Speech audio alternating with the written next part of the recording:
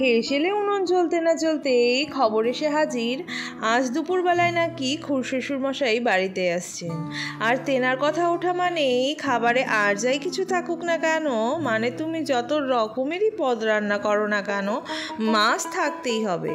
কারণ তেনার কথায় মাছে ভাতেই নাকি বাঙালি।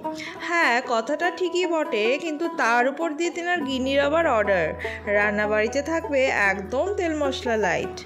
অবশেষে কর্তা গিন্নি দুজনের কথা মাথায় রেখে খাবারের থালিতে প্রথমেই রাখা হলো পটল পনিরের রসা, ইলিশ মাছের পাতলা ঝোল আর ডাল। খাওয়া দাওয়ার পর্ব শেষ করে প্রশংসায় তো আমার মন ভরে গেল। তারপর তোমরা বলো তোমাদের কেমন লাগলো আজকের লাঞ্চ থালিটি। ভালো লাগলে অবশ্যই কমেন্টে জানিও।